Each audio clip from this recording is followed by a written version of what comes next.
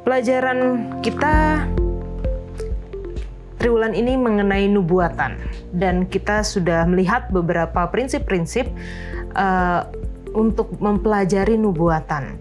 Dan salah satunya yang akan kita pelajari pada pekan ini adalah bagaimana kita melihat Alkitab sebagai satu kesatuan yang terhubung.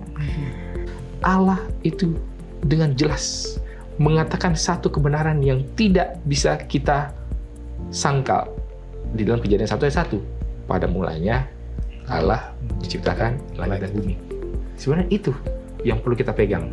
Sehingga ketika semua mengatakan bahwa wah ini memang begitu, dari mana asalnya? Kita nggak tahu, pokoknya ini begitu. Wah salah, ada asalnya. Siapa? Allah. Gitu kan?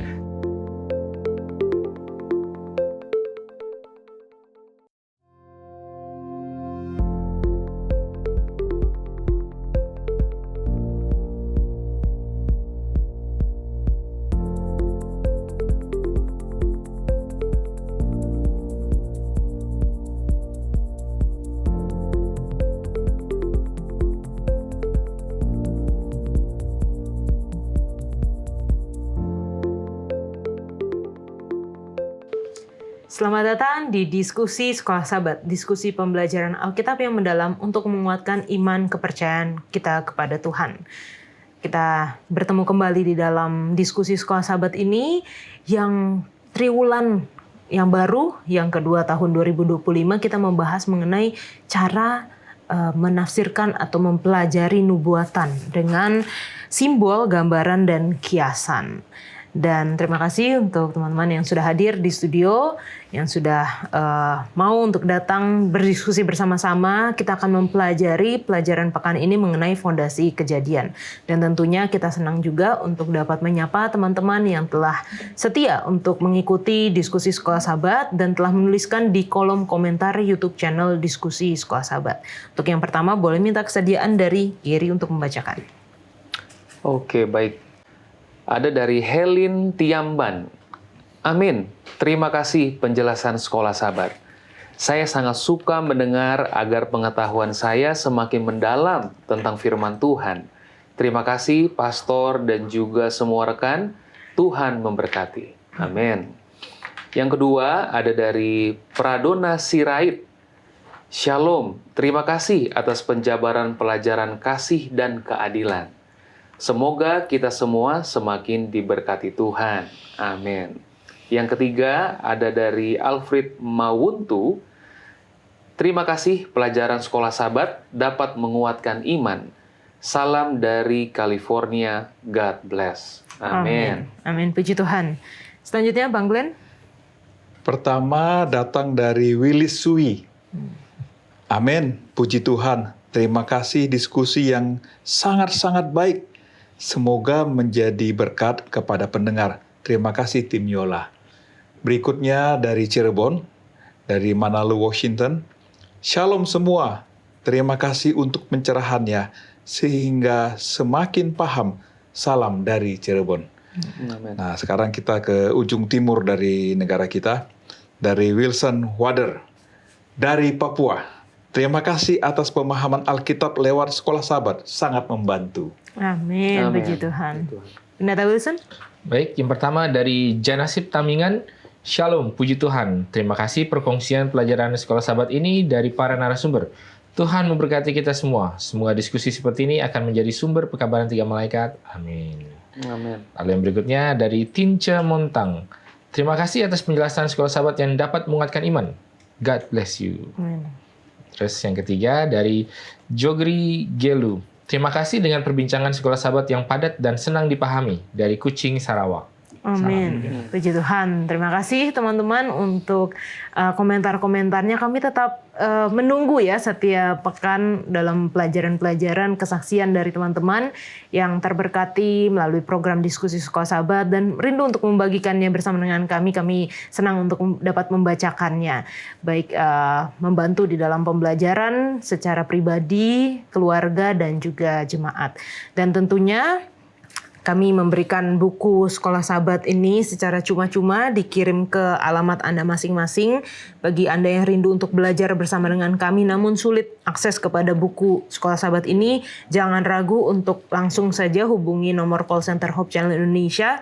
Katakan ingin mendapatkan buku Sekolah Sabat dan kami akan mengirimkan ke alamat Anda masing-masing di wilayah negara Indonesia saja. Baik, terima kasih.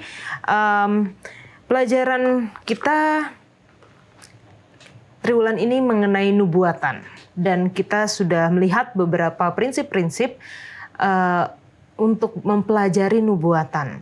Dan salah satunya yang akan kita pelajari pada pekan ini adalah bagaimana kita melihat Alkitab sebagai satu kesatuan yang terhubung. Walaupun banyak nubuatan-nubuatan di kitab, mungkin di kitab Daniel, di kitab Wahyu, tetapi kita akan melihat banyak referensi dari kitab-kitab lainnya, bahkan dari kitab Kejadian.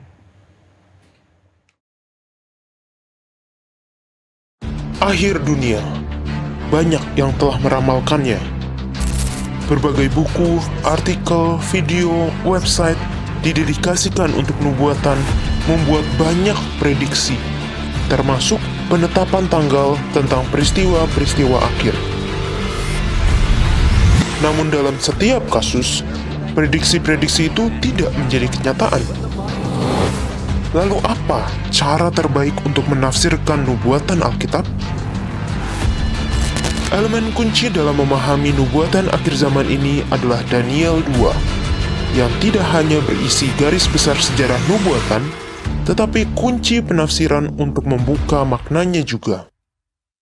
Daniel 2 menggambarkan 4 kerajaan dunia: Babel, Media Persia, Yunani, dan Roma, bergerak dalam suatu urutan tak terputus sepanjang sejarah, sampai setelah kedatangan Yesus yang kedua kali, Tuhan mendirikan kerajaannya yang kekal. Dengan perspektif sejarah sebagai landasan untuk memahami nubuatan, kita akan mempelajari simbol, gambaran, kiasan, cara menafsirkan nubuatan Alkitab yang membuka kebenaran nubuatan dan peristiwa-peristiwa akhir dunia.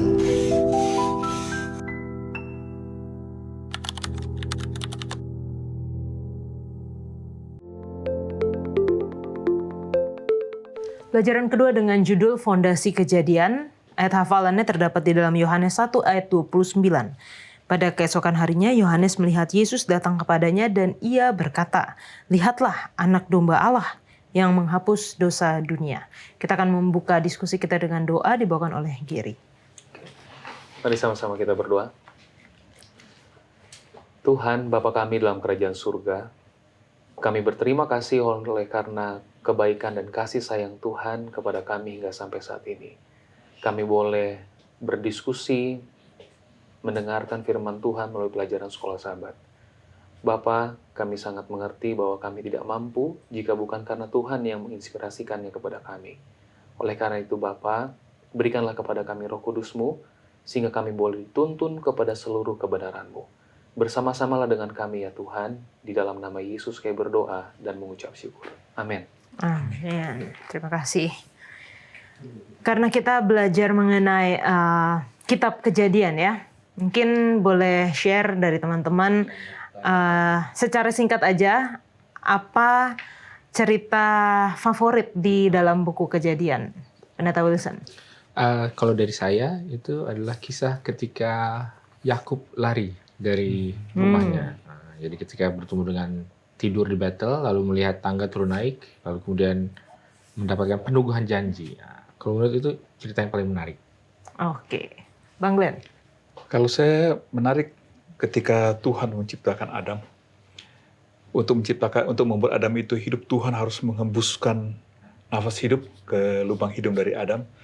Jadi yang pertama kali dilihat oleh Adam adalah wajah Tuhan. Wah, saya pikir itu sangat-sangat indah sekali. Oke.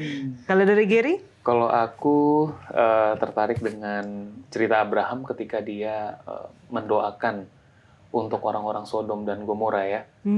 Dan aku teringat aja di situ bagaimana sebenarnya hati daripada si Abraham itu, dia teringat sebelum Sodom dan Gomora dihanguskan, ada si sepupunya di situ kan. Sorry, ponakan ya. Ya, jadi kalau dilihat dia tuh sebenarnya membuat kesal Abraham sudah sering ya. Tapi tetap dia masih mau mendoakan untuk keselamatan daripada ponakannya ini. Jadi saya melihat bahwa apa yang dilakukan Abraham, itulah yang dilakukan Tuhan sama saya gitu. Untuk mendoakan keselamatan saya. Gitu. Amin, puji Tuhan. Wah, memang kalau kita gali banyak sekali cerita-cerita di dalam satu buku saja, satu kitab saja, yang dalam satu cerita itu kita punya banyak pelajaran-pelajaran. Namun menariknya adalah ketika kita belajar mengenai nubuatan, seringkali kan kita belajarnya kitab Daniel, kitab Wahyu. Dari sudut pandang kali ini, pelajaran pekan kita itu dari kitab Kejadian. Kenapa sih ketika kita mempelajari nubuatan, kita harus melihat kepada fondasi Kejadian ini, Gary? Nah, iya, ini menarik ya. Jadi kenapa harus ke buku Kejadian gitu ya? Jadi kalau bagi saya pribadi, buku Kejadian ini sebagai fondasi gitu ya. Sebagai kalau kita mau bangun rumah itu dia mau jadi kuat atau tidak, itu depends of fondasinya gitu ya. Apakah fondasinya kuat atau tidak gitu ya. Nah, jadi Kejadian ini adalah awal mula kenapa ada buku yang lainnya semuanya begitu ya. Dan bagi saya pribadi ketika saya pelajari buku Kejadian ini, memang inilah yang membuka pikiran saya bahwa Alkitab ini adalah benar gitu ya. Firman Tuhan yang ditulis ini benar. Kenapa? Karena dari buku yang satu ke buku yang lain sampai kepada buku yang terakhir, itu semuanya berhubungan dan tidak ada yang melenceng, gitu ya. Nah, itu yang membuat saya berpikir bahwa Alkitab ini adalah yang benar, gitu ya. Kenapa? Karena fondasinya sudah ditulis dan semuanya terhubung. Sehingga ketika kita boleh rangkumkan dalam satu gambaran yang sangat jelas, kita dapat satu gambaran yang sangat indah tentang rencana keselamatan Yesus. Maksudnya rencana keselamatan manusia yang disediakan Tuhan melalui Yesus. Gitu. Karena buku Kejadian adalah buku yang pertama, jadi ini adalah dasar kita untuk memahami buku-buku sesudahnya.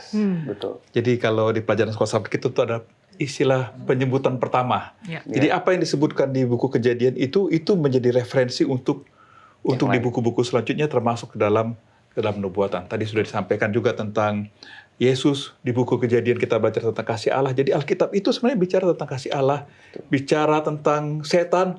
Jadi nubuatan juga bicara tentang setan, kematian, dosa, dan yang salah satu yang tidak kalah pentingnya adalah bicara tentang ibadah. Karena ketika di Kejadian itu manusia memilih mau siapa yang dikasihi, apakah Tuhan atau selain daripada Tuhan. Jadi Kejadian adalah fondasi kita untuk memahami buku-buku sesudahnya. Oke, Pendeta. Kenapa kita perlu tahu Kejadian ya? Karena kalau bagi saya ya, kalau orang itu paham Kejadian 1, 2, dan 3, sebenarnya udah selesai itu. udah apa semua ya oke, kalau bilang semua itu kayak terlalu absolutis lah, tapi ya banyak dan mungkin hampir keseluruhan daripada doktrin mengenai ya pasti penciptaan itu ada, mengenai apa tujuan hidup manusia itu ada, mengenai tanggung jawab, mengenai dosa juga ada, mengenai keselamatan, mengenai penebusan, mengenai pengampunan, kasih karunia. Itu semua ada di dalam Kejadian 1, 2, dan 3. Nah, belum lagi kalau itu nanti kemudian dijabarkan lebih lanjut. Dan mungkin yang kalau saya menarik, mungkin satu tambahan lagi selain fondasi, kita juga bisa melihat bahwa banyak hal yang terjadi di dalam kitab Kejadian itu adalah seperti batu penjuru. Ya kan? Apa sih batu penjuru ini?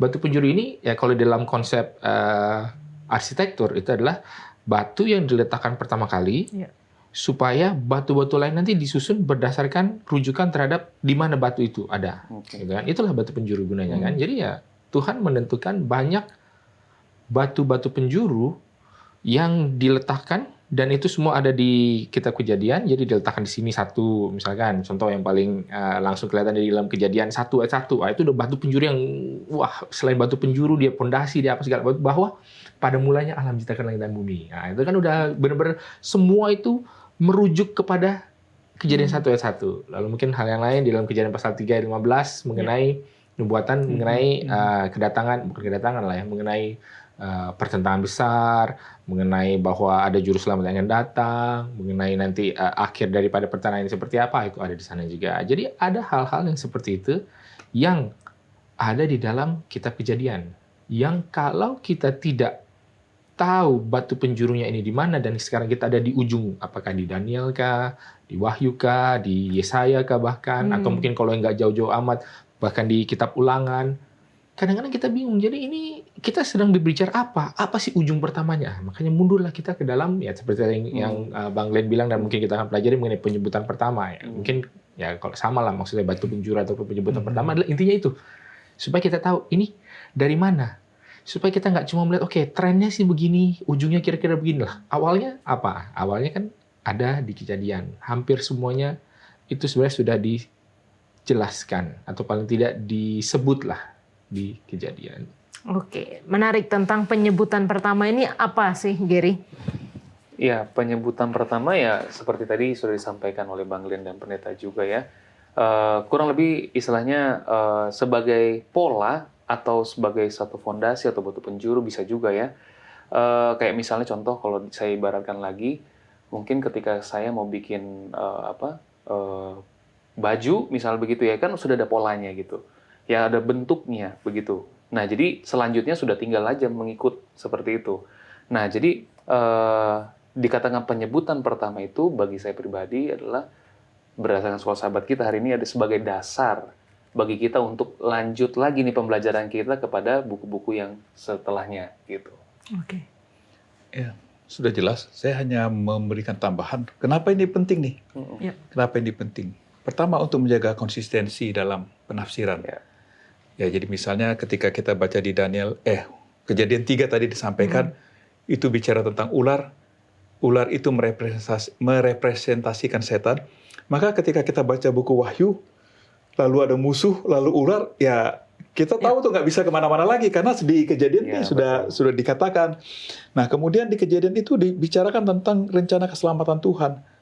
Dan itu konsisten terus di dalam Alkitab, bahwa nubuatan-nubuatan bicara tentang rencana keselamatan Tuhan. Jadi, kenapa ini penting? Ini menjaga konsistensi, dan bahwa Allah konsistensi dalam penafsiran, dalam menyampaikan pekabaran kepada manusia, dan Allah konsistensi dalam rencana keselamatan yang Dia berikan. Oke. Bicara mengenai konsistensi, pekan lalu kita sudah singgung sedikit juga ya, bagaimana memang ada tapi tidak selalu sama. Mungkin konsep konteksnya berbeda-beda. Contohnya singa yang mengaum-ngaum dengan singa dari Yehuda gitu. Lalu ular tadi yang Bang Glenn katakan dengan ular yang di padang gurun. Kalau bangsa Israel mau selamat, mereka harus melihat kepada ular tembaga. Itu seperti apa, Pendeta Wilson? Jadi kalau dalam istilah penafsiran nubuatan, saya pernah nulis paper di sini, tapi saya lupa istilahnya. Nanti mungkin saya cek waktu lagi break nanti. Tapi ada di mana bahwa nubuatan itu bisa tergenapi beberapa kali. Jadi bisa digenapi di sini, bisa digenapi di sini, bisa digenapi di sini. Itu ada prinsipnya seperti itu. Jadi kalau bilang mengenai ular, contohnya tadi kan disebutkan, apakah ular ini menggambarkan siapa? Apakah menggambarkan dosa, menggambarkan setan, menggambarkan musuh? Ya kalau kita lihat di dalam ular yang pertama di Taman Eden, lalu kemudian ular, ya sebenarnya sih ular yang pertama juga ya, walaupun ditulis di Wahyu, tapi itu kan merujuk kepada awal mula sekali kan. Jadi di dalam ini, ular ini adalah musuh. Tapi kemudian di tengah ini ada ular tembaga. Ular tembaga ini juga melambangkan apa? Ini juga melambangkan dosa. Jadi sama gitu loh. Jadi penggenapannya itu sama. Bisa berartinya merujuk kepada hal yang seolah-olah berbeda, tapi sebenarnya sama. Bisa seperti itu. Lalu kemudian kalau soal singa, ya ini mungkin yang agak perlu kita lihat juga dalam konteksnya gitu ya, seperti apa. Apakah ini berbicara mengenai Yesus kah, atau berbicara mengenai setan. Tetapi yang menarik adalah, kadang-kadang kalau kita menafsirkan nubuatan, ada yang dibilang ini, ada yang dibilang seperti. Ini harus ada bedakan juga. Iya. Ini kan kalau dibilang kan, kalau Yesus adalah singa dari Yehuda. Tapi kalau ini musuh-musuh setan seperti singa. Jadi ada perbedaan yang seperti itu. Dan kalau kita melihat ini, mungkin sebenarnya perlu masuk juga di dalam analisa prinsip nubuatan. Kalau dibilang seperti, berarti tidak serta-merta penyebutan pertama itu ketika menjelaskan ini adalah arti ini, lalu kemudian kita bilang oh ini seperti, ya mungkin kita harus lihat juga kalau dia bilang seperti artinya memang tidak sementara sedang menuju kepada simbolisme itu, tapi mungkin ada hal lain atau mungkin ada feature lain, ada ciri lain dari memang gambaran ini yang memang mau diambil, tapi tidak serta-merta sedang membicarakan kalau di dalam istilah nubuatannya adalah bahasa Inggris sih type dan anti-type gitu ya, atau lambang dan penggenapan. Mungkin tidak seperti itu juga. Jadi ya memang makanya kita perlu belajar di kuartal kali ini mengenai nubuatan ya, karena itu penting. Bagaimana cara prinsip-prinsipnya. Lalu kemudian ketika bicara mengenai fondasi kejadian, ada banyak hal-hal yang sudah di-establish, ditetapkan di kejadian di dalam penyebutan pertama, dan itulah yang akan membawa seperti kalau orang, salah satu kesalahan dalam bahasa Indonesia SD ketika kita belajar kata adalah kita tidak bisa mendefinisikan kata dengan kata itu sendiri. Misalkan contohnya kuat. Kekuatan ini adalah ketika ada orang kuat yang mendorong batu yang besar.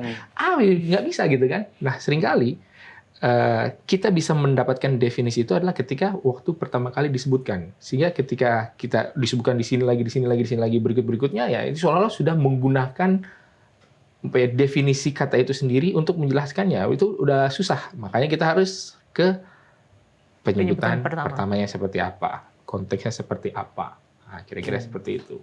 Oke. Dan kita lihat juga di pelajaran kita ya, di hari Minggu dikatakan bahwa ini sering disebut sebagai hukum penyebutan pertama. Meskipun lebih tepat disebut sebagai prinsip atau pola.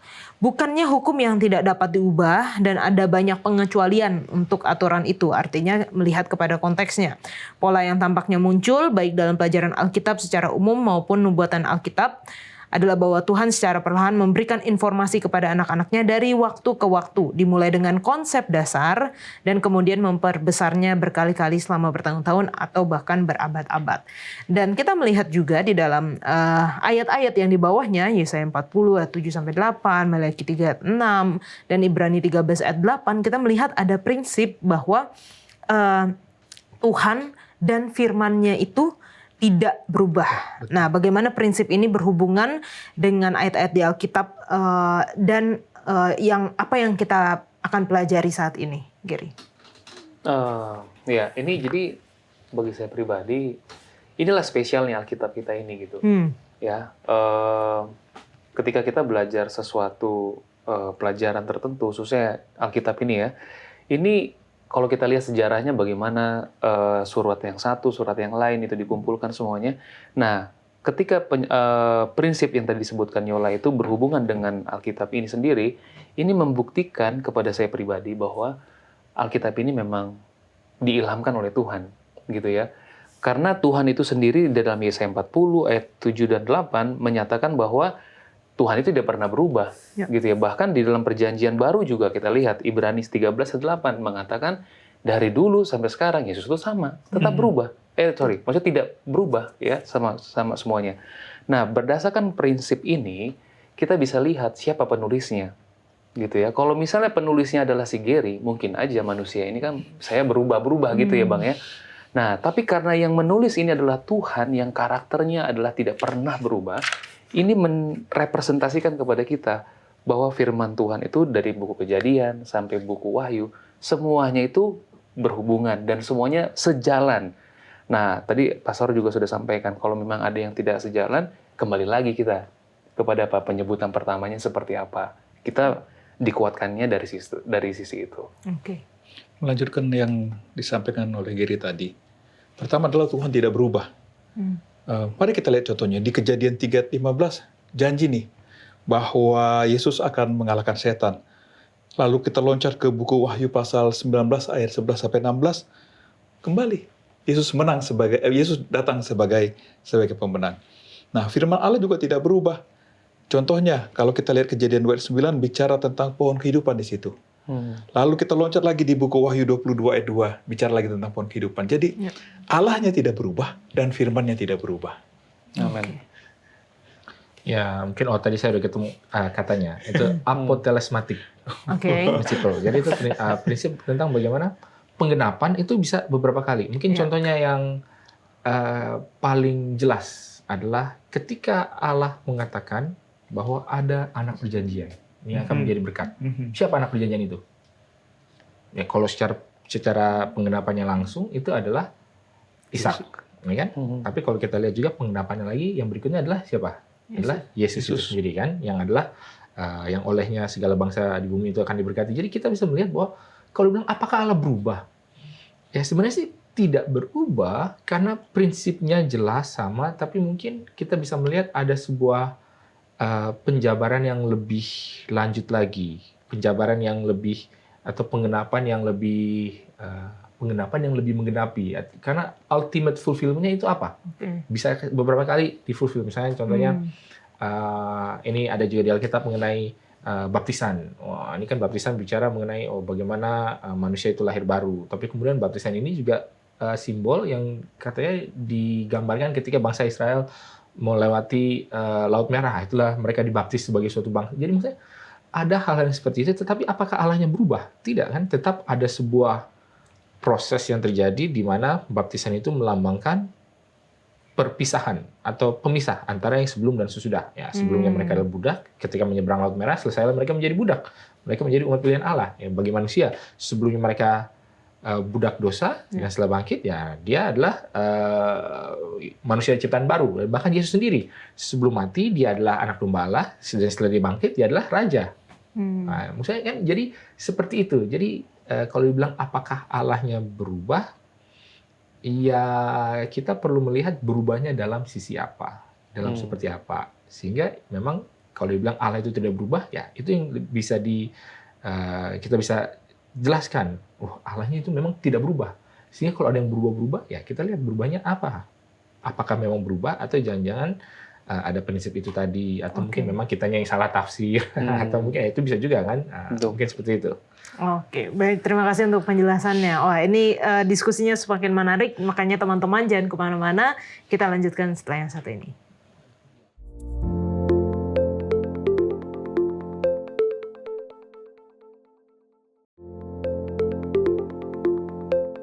Di awal tahun 2025 kita sudah mempelajari 1 kuartal penuh mengenai kasih dan keadilan Allah atau kasih Allah. Dan kita sudah mempunyai gambaran yang lebih jernih, yang lebih luas mengenai kasih Allah. Tetapi bukan hanya kasihnya, tapi juga keadilannya. Dan pada pelajaran pekan ini kita juga mau melihat bahwa ada penyebutan pertama atau prinsip penyebutan pertama yang tadi kita sudah katakan mengenai kasih Allah di dalam kitab Kejadian. Di manakah itu dan apa hubungannya dengan apa yang akan kita pelajari, Gary? Iya, baik. Jadi kalau kita lihat dari Alkitab mengatakan bahwa kasih itu pertama kali disebut ketika cerita tentang Ishak sendiri, ya. Di mana di situ disebut Ishak itu sebagai anak yang dikasihi, gitu kan. Nah, kalau kita lihat dari pelajaran kita hari ini, sebenarnya kasih daripada yang ditulis di Alkitab ini sehubungan dengan cerita Ishak, ini merepresentasikan juga apa yang kita sering sebut atau sering dengar di dalam Yohanes 3:16 itu. Oleh karena begitu besar kasih Allah akan dunia ini sehingga Ia mengaruniakan anaknya yang tunggal, supaya barang siapa yang percaya tidak binasa melainkan memperoleh hidup yang kekal. Jadi ini kembali lagi memberikan kepada saya sebuah konsisten, tadi Abang Glenn sudah sampaikan ya, bagaimana dari prinsip penyebutan kasih di cerita Ishak ini sebenarnya mengarah kepada kasih Bapa yang kita bisa rasakan melalui kematian Yesus, gitu ya. Nah, jadi pelajaran kita kali ini menjelaskan sekali lagi kepada saya bahwa memang Alkitab itu sangat konsisten ya, sesuai dengan penulis kita tadi, yaitu adalah Tuhan sendiri yang mengilhamkan bahwa Dia tidak berubah ya. Jadi kasih itu yang digambarkan di dalam cerita Ishak ini sekali lagi merepresentasikan bagaimana kasih Bapa yang mengatakan bahwa Yesus itu adalah anak yang dikasihi, gitu ya. Tapi oleh karena Dia sangat cinta kepada anaknya ini, saya kasihlah anak ini untuk menebus manusia yang penuh dengan dosa, gitu. Oke, saya hanya ingin mengelaborate apa yang dikatakan tadi. Bicara Ishak ini bicara tentang Yesus. tadi sudah singgung bahwa Ishak adalah anak tunggal, Yesus juga adalah anak tunggal Bapa. Kemudian Ishak itu bawa sendiri kayunya ke tempat pengorbanan, kan hanya sampai di bawah, lalu Ishak pikul kayunya. Yesus juga pikul salibnya sendiri ke atas. Kemudian Abraham, dia bersedia menyerahkan anaknya, dan kita tahu Bapa kita di surga juga bersedia menyerahkan Yesus bagi dunia ini. Dan Tuhan menjadi domba sebagai pengganti, dan Yesus adalah anak domba Allah yang menggantikan kita semua. Jadi ini benar-benar menggambarkan bahwa kasih yang diberitahu di buku Kejadian ini adalah bukan kasih hanya sekedar perasaan, tapi adalah kasih yang dihubungkan dengan pengorbanan, dan kasih ini dihubungkan dengan pengorbanan Yesus di kayu salib kepada kita. Oke. Jadi walaupun ini adalah Ishak adalah anak yang dikasihi, tapi ada satu kasih yang lebih besar lagi ya. Artinya sampai mengorbankan yang dikasihi untuk kasih yang lebih besar. Nah, itu sebenarnya poin yang penting itu. Yang menjadi perbedaannya antara yang di Kejadian 22 mengenai Abraham mengasihi Ishak, anak yang kasih, dengan Allah mengasihi dunia. Ini kan beda objek kasihnya kan? Iya. Ini kan satu Allah, Abraham mengasihi Ishak, makanya Ishak dikorbankan. Menunjukkan bahwa apa?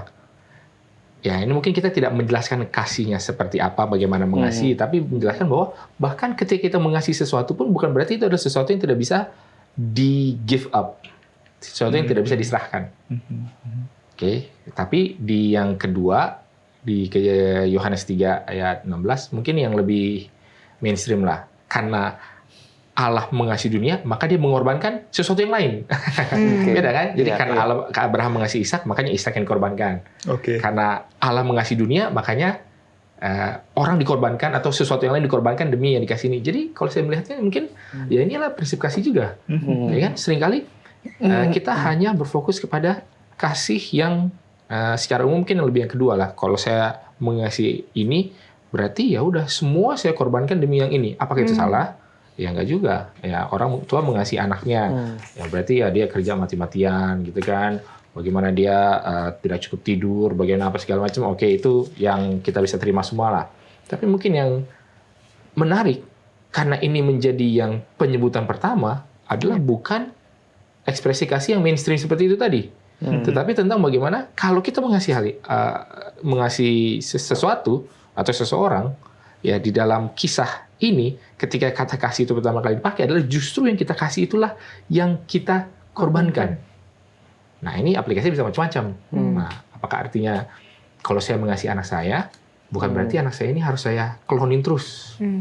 Bisa dalam arti ya saya korbankan untuk sesuatu yang lebih besar. Apakah ya saya didik dia, saya hukum dia kan, Alkitab sendiri mengatakan barang siapa aku kasih ya tegur dan aku ajar gitu kan. Jadi nggak berarti serta-merta kalau dikasihi ya berarti dipamper gitu, dimanjain apa, tidak gitu kan. Nah, mungkin itu suatu prinsip yang juga menunjukkan bahwa ada sebuah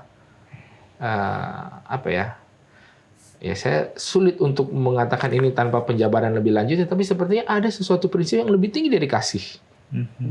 Ya kan? Sementara kita selalu merasa bahwa kasih itu adalah prinsip yang tertinggi. Oh, ternyata ada lagi yang lebih tinggi. Apa ini? Ternyata itu adalah iman kepada Tuhan. Ya kan? Karena di ujung kisah ini adalah apa? Aku sudah melihat engkau imanmu, bukan kasihmu yang kulihat. Kan? Karena kamu percaya kepada aku, maka walaupun kamu mengasihi anakmu, kamu mengorbankan. Berarti yang lebih tinggi adalah iman. Atau mungkin kalau iman itu terlalu bingung lah, itu terlalu narrow lah. Mungkin lebih kepada ya ini harus hati-hati juga ya, karena orang kalau dapat bisikan, ini bisikan dari Allah kah, dari mana kah, itu harus hati-hati juga ya. Tapi pada dasarnya bila mana ini benar, berarti ternyata firman Allah, kehendak Allah, perintah Allah, rencana Allah itu lebih prinsip untuk dipegang daripada kasih bahkan. Nah, ini sesuatu yang makanya harus kita jabarkan, uraikan lebih lanjut. Tetapi paling tidak membuka pemikiran kita bahwa kasih itu tidaklah sesempit atau sekarikatur, sesatu dimensi yang selama ini kita pikirkan. Nah, mungkin seperti itu. Dan buku Sekolah Sahabat kita juga sudah menyatakan bahwa mungkin kata kasih itu konsep yang sudah dimiringkan oleh ras manusia yang berdosa. Maksudnya sudah terlalu jauh apa yang kita pikirkan tentang kasih atau definisi kasih dari manusia dengan apa yang Alkitab katakan, apa yang Tuhan katakan mengenai kasih gitu. Dan itu kita sudah bahas di triwulan yang lalu ya. Kita sudah melihat pandangan yang lebih luas mengenai kasih itu. Walaupun di dalam Alkitab juga katakan pada akhirnya iman, pengharapan, kasih, dan yang paling besar dari antaranya adalah kasih gitu ya. Tapi kita melihat juga banyak cerita-cerita yang lain, termasuk di dalam Abraham dan Ishak ini, bagaimana iman atau percayanya Abraham itu bahkan dihitung sebagai kebenaran. Dan pelajaran selanjutnya atau cerita selanjutnya adalah masih mengenai Ishak ketika dia bertanya, di manakah anak domba itu? Artinya dia sudah membawa kayunya sendiri, tapi dia tidak melihat ada anak domba yang mau menjadi korban. Bagaimana sebenarnya kita melihat benang merah penyebutan mengenai anak domba di sepanjang Alkitab dan artinya dalam nubuatan, Gary? Ya, jadi ini memang sudah disebutkan sebelumnya juga ya. Mungkin penyebutannya baru di sini gitu ya. Tapi ketika pola pikir ini disampaikan kepada manusia itu ya dari sebelumnya ya, ketika manusia jatuh ke dalam dosa, di mana di situ ada satu prinsip di mana pengampunan itu perlu ada kematian, ya kan, perlu ada darah untuk supaya dosa itu dapat diampuni. Yang direpresentasikan di dalam pada waktu kejadian itu adalah domba yang disembelih oleh Tuhan gitu ya. Nah, pada waktu cerita Ishak ini kembali lagi diangkat gitu ya. Bagaimana, tapi ini lebih jelas, dia bertanya, di mana anak domba itu? Dan aku melihat bahwa ini prinsip yang ditanamkan dari awal sampai kepada kisah Ishak ini terjadi, itu dijaga sama Tuhan tetap konsisten. Bahwa keselamatan itu tetap butuh yang namanya pengorbanan dari anak domba itu. Yang pertanyaannya, siapa sebenarnya anak domba itu? Ya kan? Nah, kalau kita lihat dari cerita Yohanes, masuklah ke dalam perjanjian baru ya. Nah, ketika Yohanes itu melihat Yesus, dia bilang, wah, inilah anak domba Allah yang menghapus dosa dunia gitu ya. Jadi ketika dibilang di mana anak domba itu jelas bahwa anak domba itu merepresentasikan Kristus yang akan menjadi korban supaya dosa kita ini dapat diampuni. Dan digenapinya kapan? Ketika Yesus mati di kayu salib.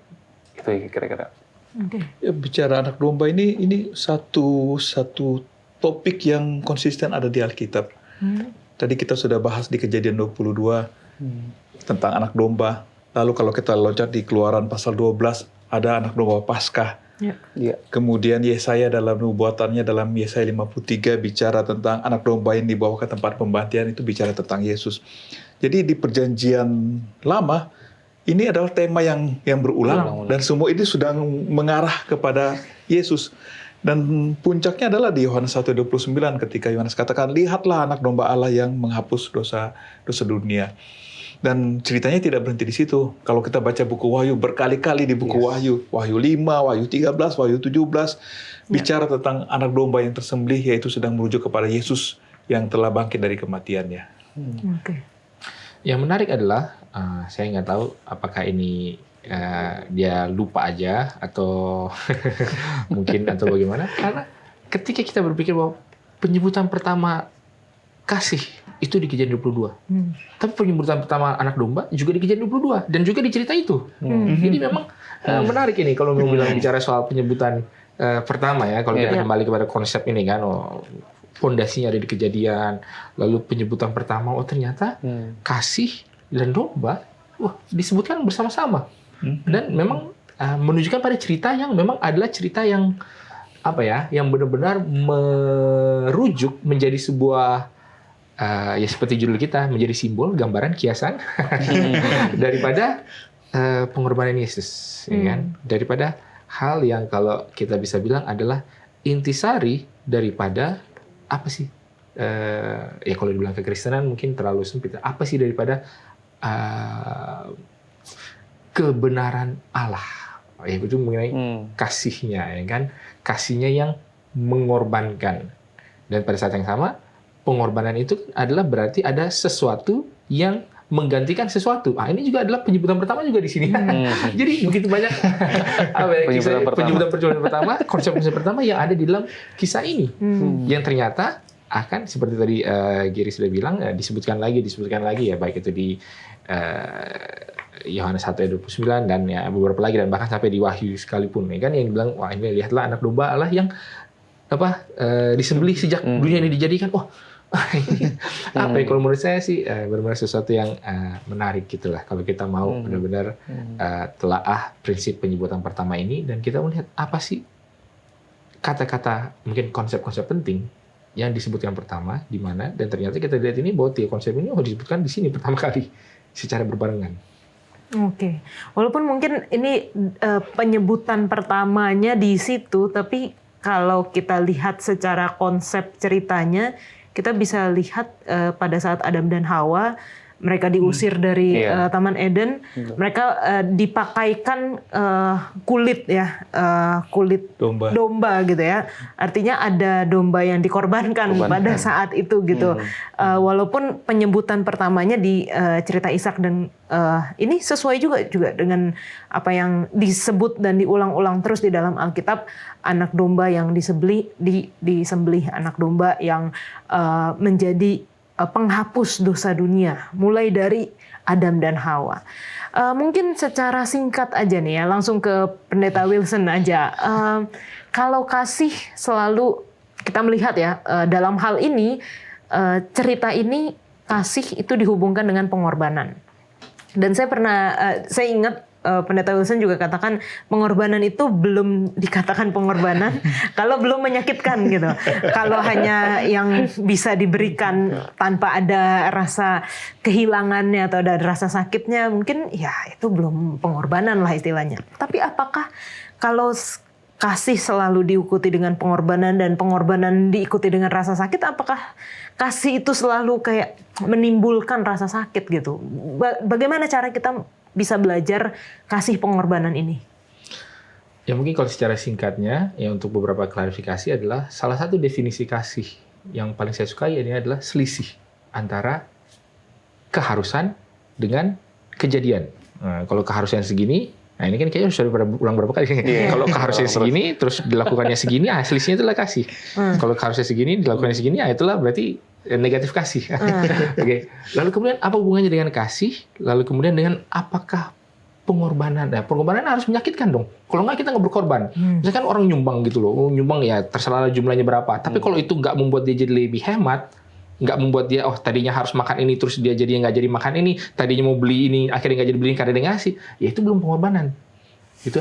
Tapi apakah kasih pengorbanan itu harus menyakitkan? Nah ini kan kita mau sambungkan semuanya. Bagi saya itu hanya terjadi di dunia yang tidak sempurna. Hanya terjadi karena dunia ini adalah penuh dengan lack atau kekurangan atau kalau abundance di dunia yang berlimpah, ya tidak akan ada itu. Semua kan kasih. Dan di sana bisa melakukan kasih tanpa pengorbanan, bisa melakukan kasih tanpa menyakiti. Tapi di dunia yang penuh dengan kekurangan ini, yang ada lack-nya ini, yang ada scarcity-nya ini, kelangkaan, tidak bisa tidak menyakiti.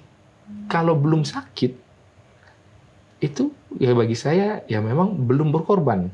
Dan kalau kasih tanpa pengorbanan, ya sebenarnya itu belumlah menjadi sebuah kasih.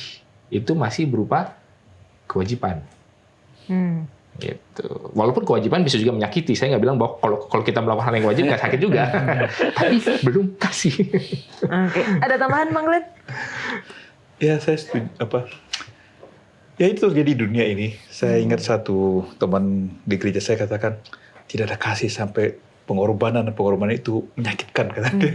Dan memang kalau kita lihat dalam kehidupan ini kan dilakukan oleh orang tua kerja karena dia mengasihi anak-anaknya, walaupun seringkali anak-anak tidak menghargai atau belum menghargai kasih orang tua itu. Jadi ini adalah bagian daripada kasih itu. Jadi kasih tanpa pengorbanan kayaknya seperti masakan tanpa garam ya barangkali pendeta. nggak menggigit gitu ya. Nggak gigit Nggak ya. terasa. Oke, thank you untuk jawaban-jawabannya. Teman-teman jangan kemana-mana karena kita akan lanjutkan setelah yang satu ini.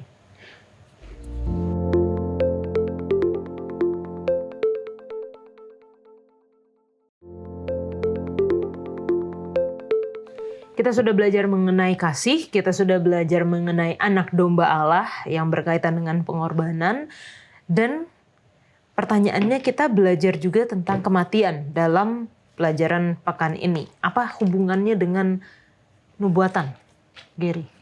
Nah, ini yang menarik ya. Jadi hubungannya apa dengan nubuatan gitu ya? Kalau kita lihat pelajaran kita, apa sebenarnya nubuatan yang disampaikan kepada kita yang menjadi tema daripada kehidupan seluruh umat manusia di bumi ini gitu ya. Nah, kalau kita kembali kepada buku Kejadian, di situ dikatakan bahwa ada sebuah peperangan antara Tuhan dengan setan ya, yaitu dengan diibaratkan di dalam ayat yang ke-15, di situ dikatakan akan ada kemenangan keturunan daripada perempuan ini gitu ya. Nah, lalu bagaimana caranya supaya manusia atau keturunan ini bisa menang dari apa? Dari dosa-dosa ini kan, gitu. Nah, bagaimana caranya? Ya, apa hubungan dengan kematian? Yaitu dia, di dalam Ibrani 9 ayat 22 dikatakan memang tidak ada pengampunan dosa tanpa ada penumpahan darah. Itu artinya apa? Artinya memang di situ perlu ada kematian. Karena definisi daripada dosa sendiri, ya kita tahu ya, jadi peperangan yang terjadi ini kan berbicara tentang dosa, ya kan? Nah, jadi dosa itu adalah pelanggaran hukum Tuhan. Dan apa efeknya? Kematian, ya kan? Jadi ketika dosa itu sudah aktif, gitu ya. Kalau saya mungkin ibaratnya seperti itu. Dosa itu aktif, jadi efek daripada dosa itu juga aktif, itu mati itu. Jadi kapan dosa itu tidak aktif lagi? Yaitu ketika upahnya itu sudah dilakukan, gitu ya. Nah, itu dengan cara apa? Yaitu harus ada kematian. Dan itu sudah dinubuatkan di dalam buku Kejadian, yaitu yang tadi Yola sudah sampaikan ya, di mana ada manusia pakai kulit domba kan, artinya ada kematian di situ. Nah, jadi sangat berhubungan sekali ya, dikatakan nubuatan tentang keselamatan manusia dan kemenangan dan restoration semua yang hidup ini ya, itu sangat berhubungan dengan apa? Dengan kematian atau penumpahan darah atau pengorbanan daripada Yesus. Oke. Oke, jadi ketika kondisi dunia sudah jatuh dalam dosa, maka akan ada kematian. Dan Tuhan memberikan pengharapan bahwa kematian ini tidak selama-lamanya. Tapi kematian ini akan diselesaikan oleh kematian yang lain. Yaitu kematian Yesus Kristus. Jadi nubuatan ini sedang bicara tentang, ya kematian ada, itu adalah kenyataan yang realita hidup yang kita hadapi, tapi akan ada kebangkitan daripada kematian yang sedang kita hadapi ini. Oke. Yang menarik adalah, apa sih nubuatan pertama? Ini kalau nubuatan dalam arti yang agak lebih loose ya. Sebenarnya nubuatan pertama adalah, kalau kamu makan buah ini, kamu akan mati. Jadi apa hubungannya nubuatan dengan kematian? Nah, itu sudah langsung ada. Cuma, apa hubungannya juga dengan kasih, dengan pengorbanan, dengan substitusi? Ya itulah. Karena Allah mengatakan kalau kamu makan buah ini, bahkan di dalam konteks dunia yang sempurna, dunia yang ya mungkin tidak sesempurna sebelum ada setan jatuh dalam dosa lah ya.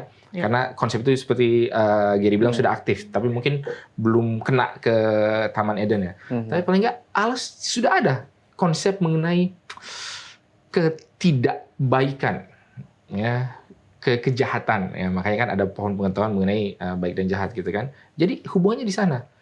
Dan itu adalah first mention, penyebutan pertama daripada kematian. Lalu kemudian last mention-nya apa? Nah, ini last mention-nya ada di Wahyu 21. Allah akan menghapus segala air mata, segala air mata, tidak akan ada kematian lagi. Lalu kemudian di dalam 1 Korintus 15 ayat 26 dikatakan bahwa kematian itu adalah musuh yang terakhir. Jadi kita bisa melihat bahwa memang kematian ini sangat erat hubungannya dengan nubuatan, karena memang ini adalah suatu akibat yang ingin atau perlu atau harus ditanggulangi. Melalui apa? Nah, inilah sementara sedang terunfold atau terurai. Ya, dari kejadian, lalu begini, Yesus datang, lalu gereja, lalu akhir zaman, lalu sampai selesai. Wah, selesailah. Ini masalah dosa, masalah kematian, masalah penderitaan. Jadi kalau menurut saya kenapa ini sangat berhubungan, apalagi kalau di dalam Kejadian pasal 22 untuk melihat solusinya atau bagaimana cara ini akan ditanggulangi, itu tadi bahwa ada perintah, bahwa ada kasih, bahwa ada pengorbanan, bahwa ada tuntutan kematian, dan bahwa ada penggantian, dan bahwa ada penyediaan. Ini kan semuanya di dalam Kejadian pasal 22. Jadi saya harusnya kalau di dalam pertanyaan tadi diulang lagi, mungkin Kejadian pasal 22 ini yang paling menarik. Oke. Di dalam kitab Kejadian. Oke, thank you. Kita harus berlanjut lagi ya ke pelajaran selanjutnya karena ini nggak kalah menarik, yaitu penyebutan mengenai ular. Di kitab Kejadian kita tahu dituliskan ular, di kitab Wahyu kita melihatnya sebagai ular tua, tapi juga sering disebut sebagai naga, dan di dalam kedua kitab keduanya ini menyesatkan seluruh dunia. Artinya di dalam Wahyu memang ditulis menyesatkan seluruh dunia, dan di kitab Kejadian ya waktu itu dunianya hanya ada Adam dan Hawa, itulah menyesatkan seluruh dunia. Bagaimana sebenarnya cara setan bekerja dari awal Kejadian sampai pada saat ini dan juga sampai nanti pada akhirnya, Gary? Ya, kalau ditanya bagaimana caranya, kita kembali ke dalam Alkitab, dikatakan di dalam Pengkhotbah 1 ayat 9 ya. Di bawah matahari itu tidak ada yang baru. Jadi sebenarnya apa yang dilakukan oleh setan ini sebenarnya prinsipnya tetap sama, gitu ya.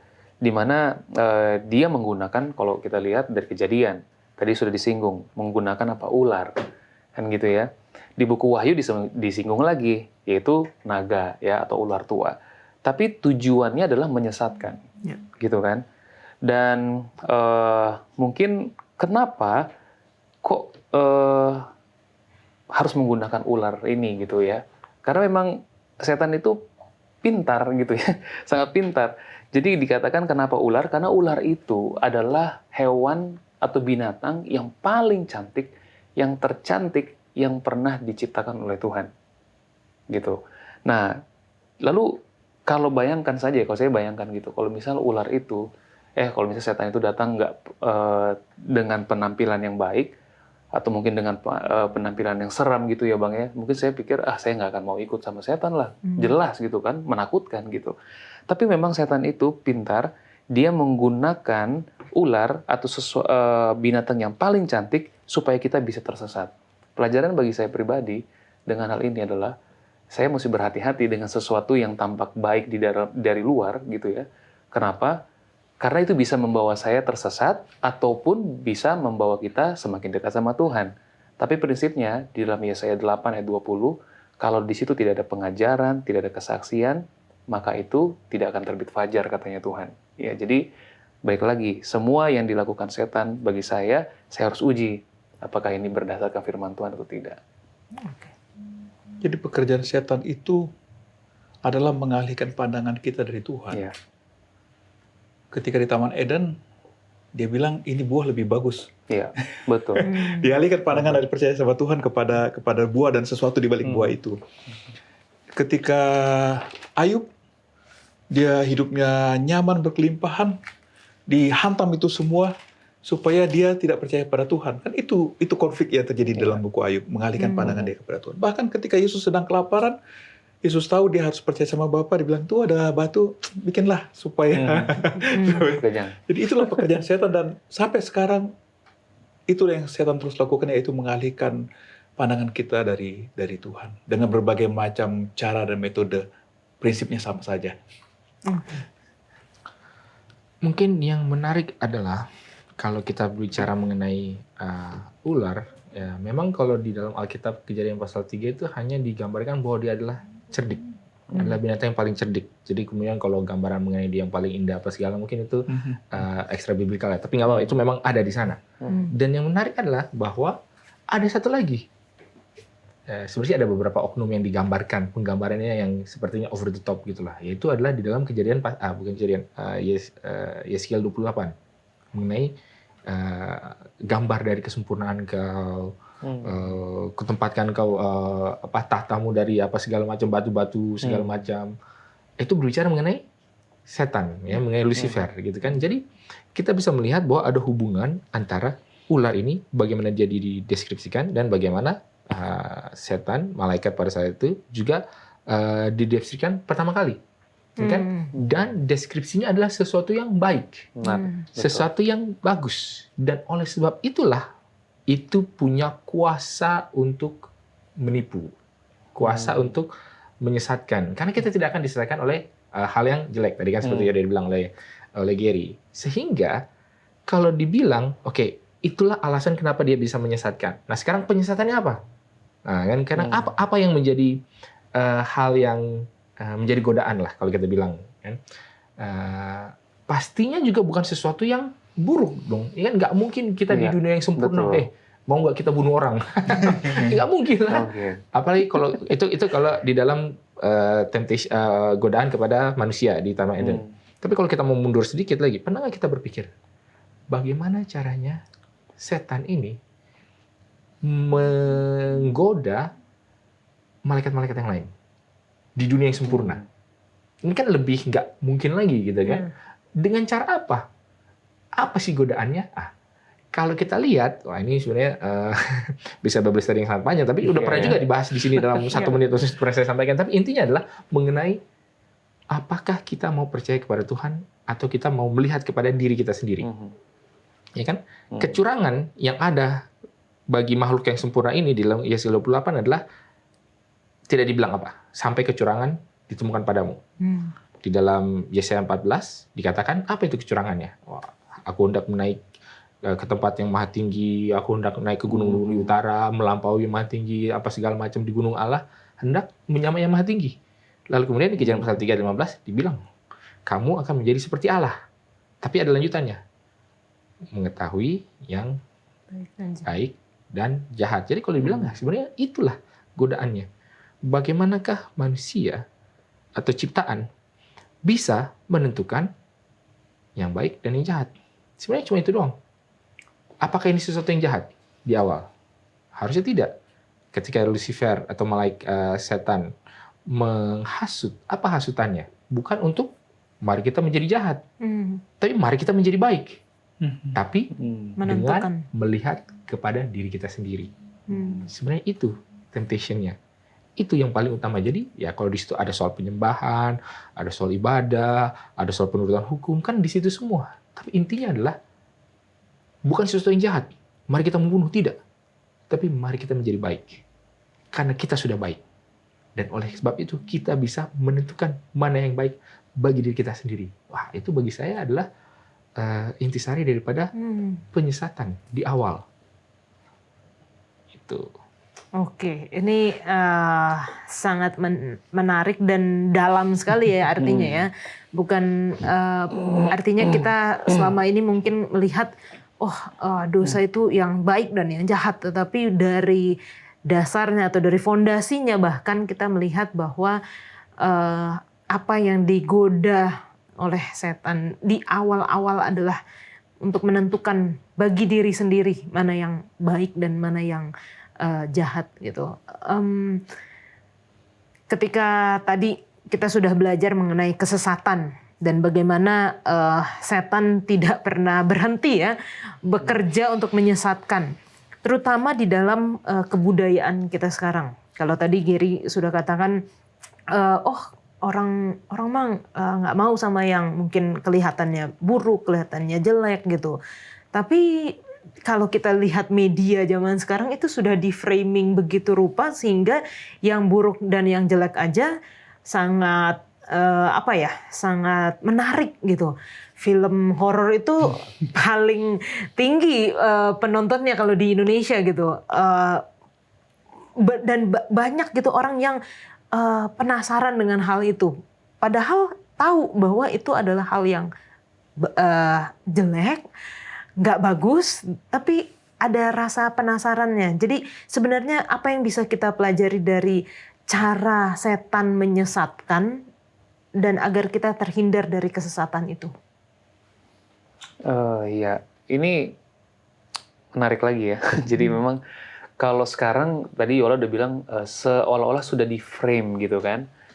Kalau yang saya tangkap sebagai contoh saja adalah begini. Saya sempat juga terjebak di dalam satu pemikiran bahwa ketika saya lihat Instagram, wah ternyata bahagia itu adalah ketika saya jalan-jalan, gitu kan?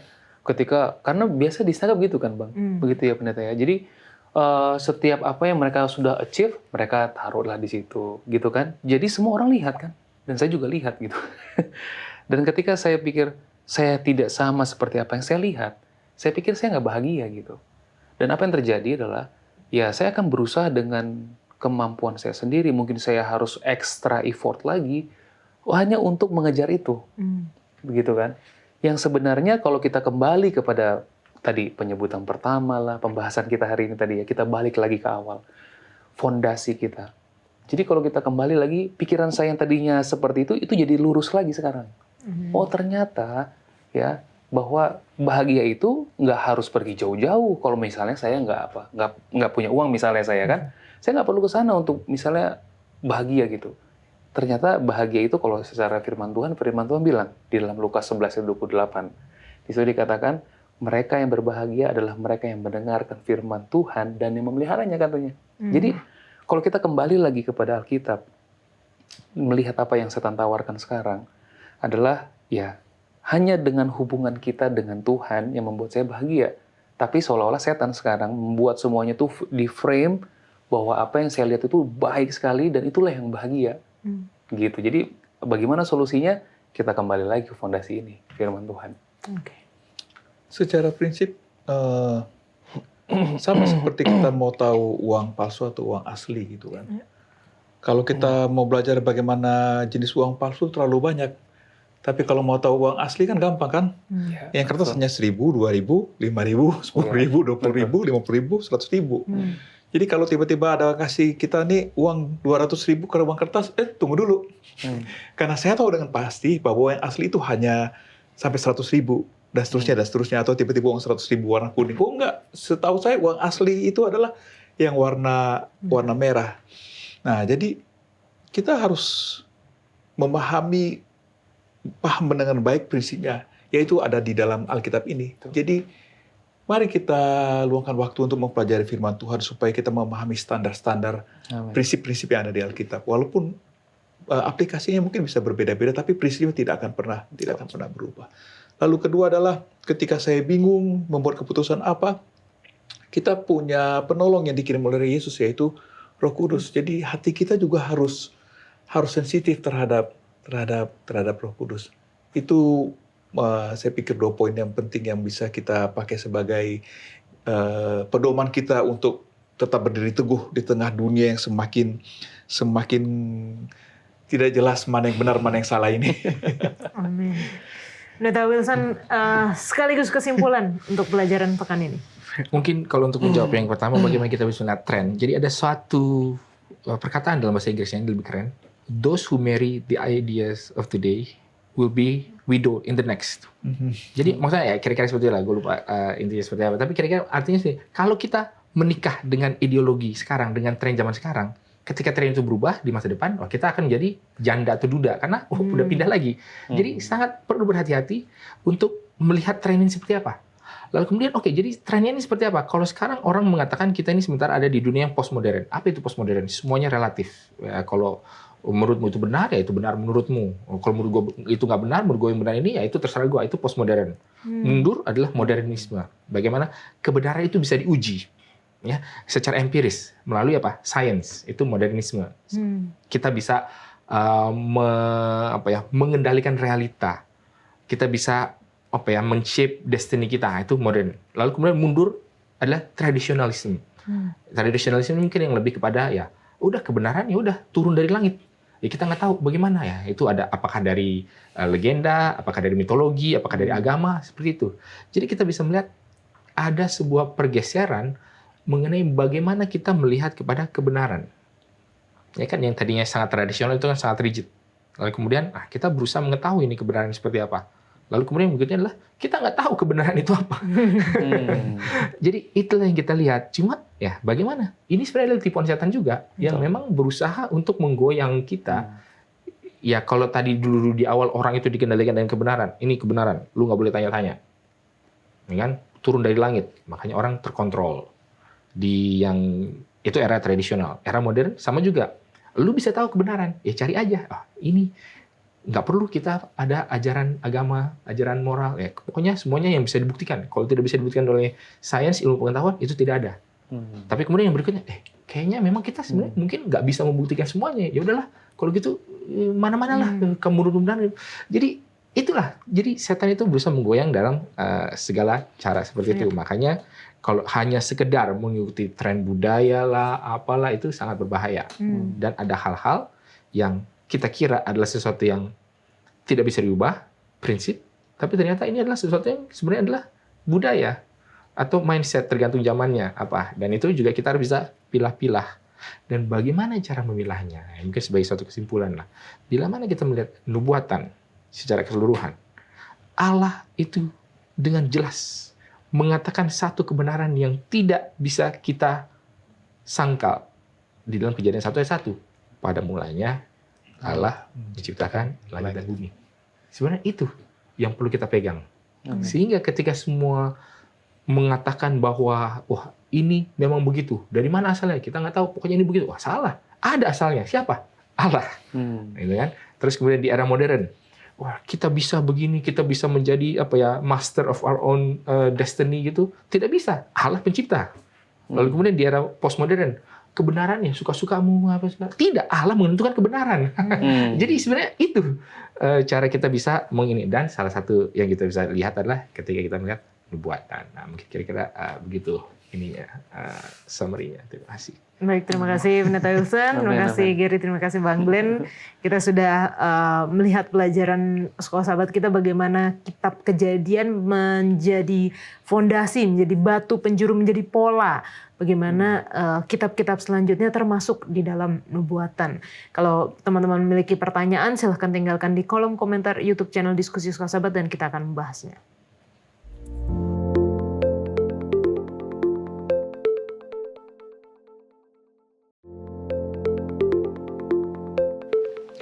Saat ini kita masuk di dalam sesi tanya jawab bersama dengan Pendeta Alberto Tolelisi. Terima kasih Pendeta. Terima kasih Kak Yola. Untuk kesediaannya menjawab pertanyaan dari teman-teman yang telah menuliskan di kolom komentar YouTube channel Diskusi Sekolah Sahabat. Pertanyaan yang pertama datang dari Gishesa Channel. Mengasihi Allah dan mengasihi sesama di Perjanjian Baru dikutip dari Perjanjian Lama. Pertanyaannya adalah apakah bangsa Israel di Perjanjian Lama tidak mengasihi sesama manusia? Ataukah ada peningkatan pengertian perihal mengasihi sesama manusia? Sehingga yang selama ini dilakukan oleh bangsa Israel di masa Perjanjian Lama perlu diperbarui. Terima kasih. Baik, terima kasih Kak Yola. Terima kasih untuk Gisesa Channel yang sudah bertanya, pertanyaan yang menarik. Jadi kalau kasih kepada Allah itu ada di Perjanjian Lama dan dikembangkan di Perjanjian Baru, apakah kasih kepada sesama tidak ada Perjanjian Lama? Loh, Allah itu kan kasih. Jadi pasti ada dalam Perjanjian Lama. Mari kita buka Imamat 19 ayat 18. Boleh kalau tolong baca? Imamat 19 ayat 18. Oke. Imamat 19 ayat yang ke 18. Janganlah engkau menuntut balas dan janganlah menaruh dendam terhadap orang-orang sebangsamu. Melainkan kasihilah sesamamu manusia seperti dirimu sendiri. Akulah Tuhan. Nah, jadi jelas di dalam Perjanjian Lama ada kasih kepada sesama. Karena memang Allah itu kasih dari kekal sampai kekekalan. Dia adalah Allah yang kasih. Dan dia ingin kita hidup juga di dalam kasih dia sehingga kita boleh mengasihi dia. Dan kasih terhadap dia itu akan terpantul melalui kehidupan kita mengasihi sesama. Terima kasih. Oke, baik, terima kasih Pak Pendeta untuk penjelasannya. Pertanyaan selanjutnya datang dari Romarli. Karena triwulan ini kita belajar mengenai nubuatan ya Pendeta ya. Pertanyaannya, kenapa kita harus belajar nubuatan? Apa ada hubungannya dengan keselamatan? Baik, terima kasih Kak Yola. Jadi saya ingin berikan dulu tentang kata nubuat ya. Oke. Coba Kak Yola boleh baca di dalam 2 Petrus 1 ayat 20 dan 21. 2 Petrus 1 ayat 20 dan 21. Yang terutama harus kamu ketahui ialah bahwa nubuat-nubuat dalam kitab suci tidak boleh ditafsirkan menurut kehendak sendiri. Sebab tidak pernah nubuat dihasilkan oleh kehendak manusia, tetapi oleh dorongan Roh Kudus orang-orang berbicara atas nama Allah. Baik, terima kasih Kak Yola. Jadi jelas ya. Jadi nubuat itu adalah pekabaran dari Allah yang diberikan kepada anak manusia. Allah ingin berbicara kepada saya dan saudara, ingin memberitakan pekabaran bagi saya dan saudara, dan dia menggunakan manusia lainnya untuk menyampaikan pekabarannya. Manusia yang digunakan itu dalam bahasa Indonesia disebut nabi. Pekabarannya nubuat. Itu kan kata yang sama kan, NB ya. Jadi nabi dan nubuat. Nah, sekarang mungkin maksudnya dalam konteks nubuatan. Apa yang terjadi di masa depan Allah telah beritahukan kepada kita terlebih dahulu, ya. Jadi contoh ya, mari kita buka di dalam Matius pasal yang ke-24 ayat 15. Boleh Kak Yola baca? Matius ayat 24 Ayat 15. 24 ayat 15. Jadi apabila kamu melihat pembinasa keji berdiri di tempat kudus, menurut firman yang disampaikan oleh Nabi Daniel, para pembaca hendaklah memperhatikannya. Jelas, itu Nabi Daniel dalam inspirasi yang dia terima dari Allah telah menubuatkan apa yang terjadi di depan. Ya. Dan Yesus Kristus memerintahkan kita untuk memperhatikan apa yang ditulis oleh Nabi Daniel. Lalu saya ingin bacakan lagi Wahyu 1 ayat 3. Oke, Wahyu 1 ayat yang ketiga. Ya, Berbahagialah ia yang membacakan dan mereka yang mendengarkan kata-kata nubuat ini, dan yang menuruti apa yang ada tertulis di dalamnya, sebab waktunya sudah dekat. baik, terima kasih Kak Yola. Jadi, apakah itu penting? Jelas penting. Yesus yang mengamarkannya karena itu dari Tuhan. Dia ingin kita tahu apa yang akan terjadi. Seperti contoh, kita mengendarai kendaraan. Kita rindu kan bahwa di depan pandangan kita jangan ada sesuatu pun yang mengganggu. Makanya ada wiper di mobil itu. Jadi kalau ada butiran hujan yang mengganggu atau apapun, maka wiper itu digunakan untuk menghilangkan gangguan pandangan kita itu. Dan Allah dengan rahmatnya yang tiada terbatas memberitahukan kita kepada hal-hal yang akan terjadi melalui firman-Nya, melalui para nabi yang diinspirasikan oleh kuasa Roh Kudus bagi saya dan saudara, sehingga boleh memberikan petunjuk bagi saya dan saudara dalam kehidupan kita. Tidak mungkin Allah memberikan sesuatu yang sia-sia, yang tidak ada gunanya untuk kita. Ya. Sebagaimana orang tua kita memberikan petunjuk, sebagaimana banyak hal dalam memberikan petunjuk untuk kita, berarti Allah punya maksud agar kita dapat berjalan di dalam jalan-jalan yang membawa kita kepada keselamatan dan kebahagiaan. Sebagaimana yang Wahyu pasal 1 ayat 3 katakan bahwa berbahagialah orang yang mendengar dan melakukan kata-kata nubuat ini. Terima kasih Kak Yola. Baik, terima kasih untuk penjelasannya, untuk jawabannya Pak Pendeta. Kiranya ini dapat memberikan pengetahuan dan juga menguatkan iman kita ya, untuk teguh menantikan kedatangan Tuhan yang tidak lama lagi. Kalau teman-teman masih memiliki pertanyaan seputar dengan pelajaran kita sepanjang kuartal ini tentang nubuatan, silahkan tinggalkan di kolom komentar YouTube channel Diskusi Sekolah Sabat atau melalui nomor call center Hope Channel Indonesia, dan kita akan membahasnya di kesempatan berikutnya. Kita kembali ke studio.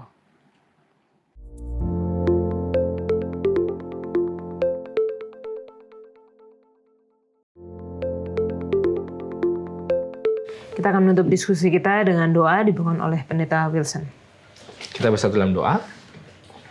Ya Tuhan, Allah Bapa kami dalam kerajaan sorga, pada saat ini kami bersyukur ya Tuhan atas kesempatan kami boleh berdiskusi, mempelajari apa dasar bagaimana kami boleh memahami nubuatan mengenai rencana Allah di dalam sejarah dunia ini, yaitu bahwa ada semua di dalam Kejadian yang mengatakan bahwa Allah adalah Allah yang mencipta, Allah yang punya firman Tuhan, Allah yang kasih, dan Allah yang datang untuk menyelesaikan permasalahan dosa ini ya Tuhan. Dan bila kami boleh melihat itu semua di dalam bagaimana sejarah dunia ini akan terurai, baik yang sudah digenapi dan bahkan nanti apa yang akan digenapi. Dan bila seluruh umat Tuhan ini boleh diberikan pemahaman, persiapan, sehingga kami boleh melihat bagaimana Tuhan yang mengendalikan segala sesuatunya, dan itu boleh membuat kami memiliki pengharapan dan iman kepada Allah pencipta langit dan bumi. Dan juga pengharapan kami semua, bersama dengan kami semua, baik yang di studio maupun pemirsa yang menyaksikan dimanapun berada dan kapanpun menyaksikannya.